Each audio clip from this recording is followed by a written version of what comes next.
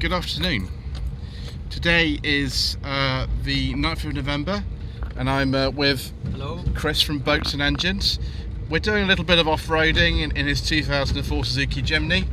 We're going to just stop here. We're going to engage four-wheel drive and low ratio. High ratio for now. We're going to go high. I did come accidentally down this road a bit earlier on in my wife's car, not to this bit, but this bit back there, and I was a little bit scared of getting stuck. But in this, we just did four-wheel drive, high ratio, and you can see. This is a play, by the way. You can see how kind of easily we're sort of going up, even with the lack of horsepower in this car. Even with the lack of horsepower, it's about 85 horsepower in this car, and I don't know how much torque. Some torque, and we're able to just. Kind of go through there, a bit of four-wheel drift there, and we're going round the back of the property here. We might end up in the ditch in a minute because it will try and go sideways. Okay, well, we'll try our best not to. So we're going to go down here. There we go. We didn't go in the ditch. That's good. Just past the Boats and Engines headquarters here. My gosh, I can't believe how good this car is on these sort of conditions. We're struggling slightly here, but not too much. We're still in high ratio, of course, here. Now, this is the Jimny test. I can get up there just with one person in the car. So we're going to see what happens with two. Okay. It's a choice between low range, you have enough power, but you spin the wheels. High range, we'll try high range, because then we can get a bit more speed and momentum. Well, you know what you're doing, don't you? So off we go then. Probably going to have to dump the clutch a bit to get the... You do whatever you want to do. Oh my gosh. Right, okay. And I think we're going to lose power too much, so... No, that's not going to work, is it? No. We'll have to go back down again. A bit more enthusiasm and low ratio. Okay, you do whatever you need to do. Look at that soil.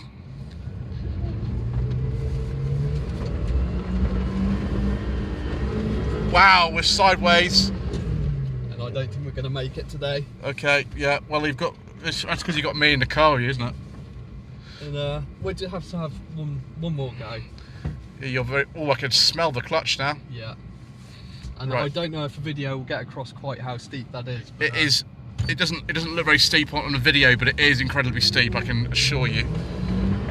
Oh, wow. No, not happening.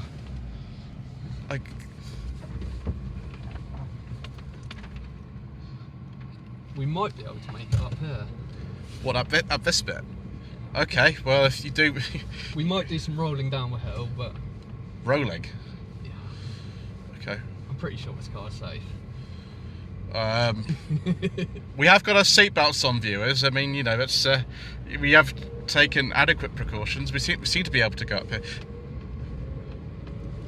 Obviously, you can't just go you know, to anyone's place and do this. You have to make sure you can. Oh, we're gonna hit the branch. Whoa! We hit the branch. Oh! Oh! Wow! I didn't know there was a hole there. We just went into a hole. Straight into a hole. Right. Okay. Off we go again.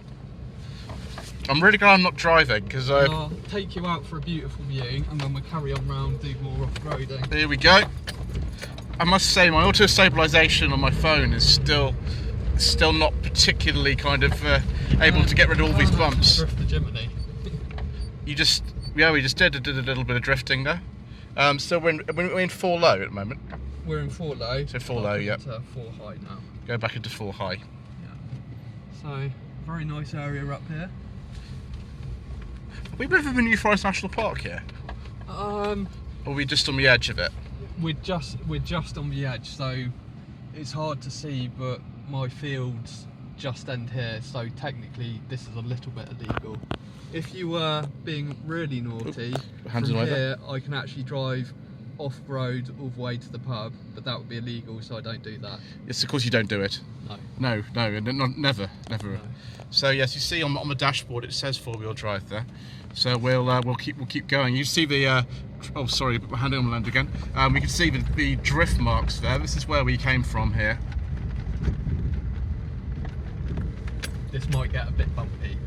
Right, two hands 2 hands. Tree roots.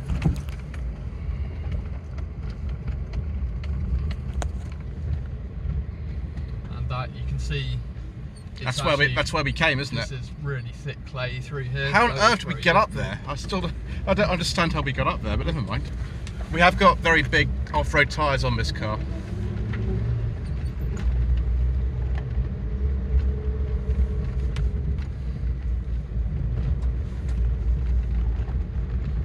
I take it not many other people come up here, do they? No, luckily. Careful there so we don't fall off the edge. Yeah, I don't really want to fall off the edge. That's not my favourite, really. Let's see if we can do some flamboyance. Okay. Oh, poor effort. Was that your attempt at a drift there? Yeah. The rear wheels just bit into the gravel and stopped you, didn't they? Yeah. It was too much grip on the back.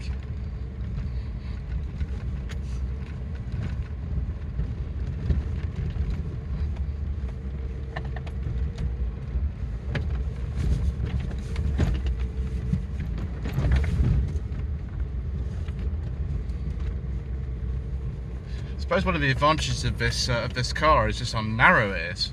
Yeah, so that track down to my house is really hard to get up there, and anything apart from this. I used to have a Hilux and I was scraping all the way through every time. You know, well, that's not too much fun, is it?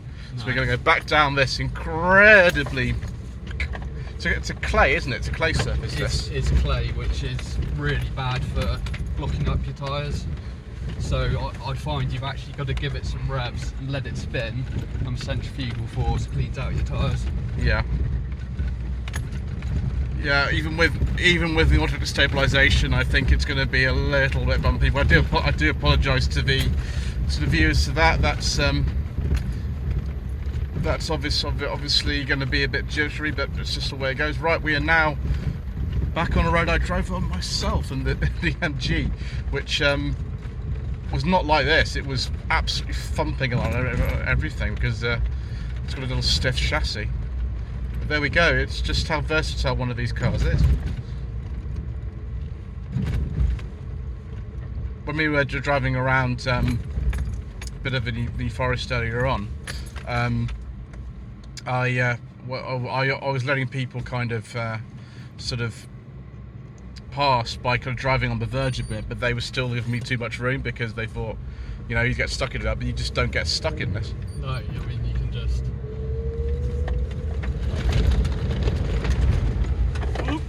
do what you like. Did you kind of almost go sideways there a bit? The front end gripped and the back end didn't, yeah. I see you've now got some mud on your window, sir. Yes, I do, sir. And this car is normally very, very muddy, and it's been specially cleaned for Lloyd Vehicle Consulting. Well, you know, that's what we like to see. Right. So we're just coming up this sort of track here, and yeah. And we're home. We are. Well, thanks ever so much indeed, Chris. We survived because my hand keeps going on the lens there. We did indeed survive, and please visit the Boats and Engines YouTube channel for more for more absolute craziness. There is a video which we filmed a little bit earlier on of just what is in the shed, yes, and what's outside the shed, which you know, is very entertaining indeed. So yes. I'm sure we'll do a review of this car at some point on the channel in the future.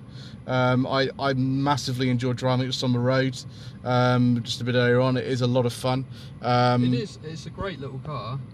They get some abuse for being poor driver's car, not very good on the road, and it just depends on what you expect from it, what you're used to, really. Yeah. I love it to bits.